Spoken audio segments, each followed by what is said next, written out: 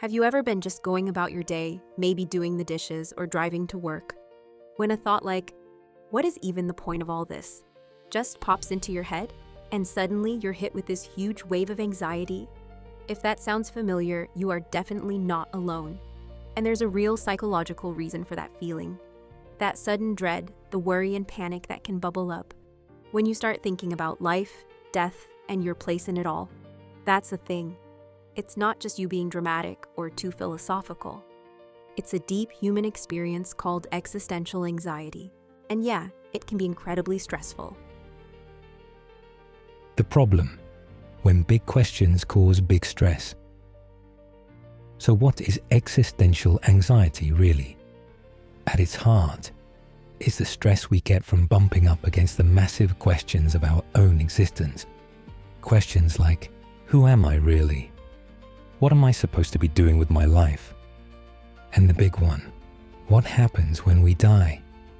These aren't just random late-night thoughts. Existential thinkers, from philosophers like Søren Kierkegaard to modern psychiatrists like Irvin D. Yalom, say they poke at four ultimate concerns we all have: death, freedom, isolation, and meaninglessness. Thinking about our own mortality is pretty unsettling, and grappling with what philosopher Jean-Paul Sartre called condemned to be free, the huge amount of freedom we have to choose our own path, and the total responsibility that comes with it, can feel paralyzing. That feeling of being disconnected from others, or the fear that life might not have any built-in meaning, can leave you feeling empty. When these thoughts surface, our brains can flag them as threats. This isn't like the anxiety you get before a presentation. It's what Kierkegaard called dread, a way more abstract, general unease about the whole human condition.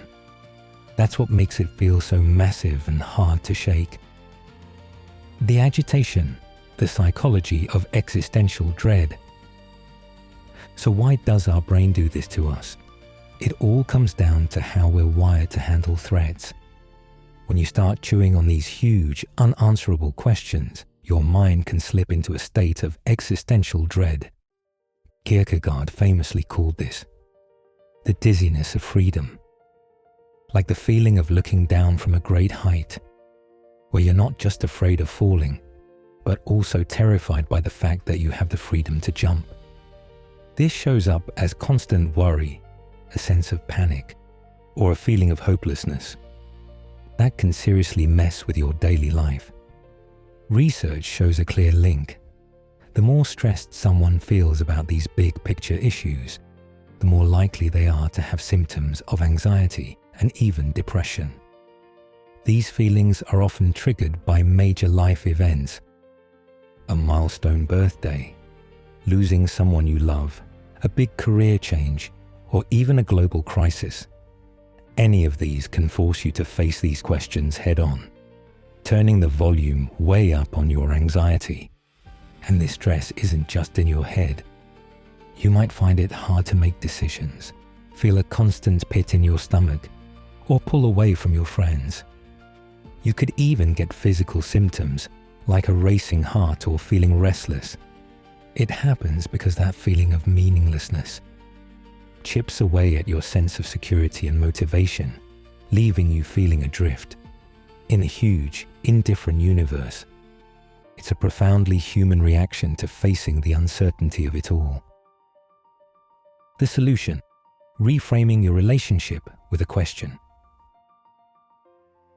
If asking these questions is just part of being human, what are we supposed to do about the stress they cause?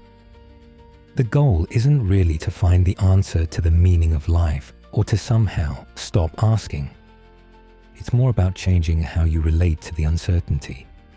First, just admitting how you feel without judging yourself is a huge first step. Recognizing that this anxiety is a shared human thing can instantly make you feel less alone in it. Next, try to pull yourself into the present moment. Psychiatrist and Holocaust survivor Viktor Frankl developed a whole school of therapy called logotherapy. based on the idea that our primary drive in life is the search for meaning. He argued we find this meaning through our actions, our experiences, and the attitude we take toward unavoidable suffering. Building a real sense of purpose through hobbies, helping others, or spending time outside can act as an anchor when you're feeling lost. This connects to the philosophy of Albert Camus, who used the Greek myth of Sisyphus, a man condemned to forever push a boulder up a hill, as a metaphor for the human condition. Camus' radical idea was that we should imagine Sisyphus happy. Why? Because the struggle itself, the act of rebelling against meaninglessness by choosing to live with passion and freedom, is what fills a life with meaning. In this view, these questions aren't just a source of stress. They can be a catalyst for growth, pushing us to build a life that feels more authentic. Going on this journey of questioning isn't a sign that something is wrong with you. It's a sign that you're a thoughtful, reflective person. It's a messy and often uncomfortable process, but it's one that can lead to a much more aware and fulfilling life. What's your experience with these kinds of questions? Share your thoughts in the comments. Building a community around these topics helps all of us feel a little less alone on the journey. And of course, if these feelings of anxiety and dread ever feel like too much and start getting in the way of your life, it's always a great idea to talk to a mental health professional. They can give you the tools and a safe space to work through these complicated emotions. Thanks for being here. If this conversation resonated with you, think about subscribing for more content that explores the messy, beautiful intersection of psychology and the human experience. Thank you, and see you in other videos.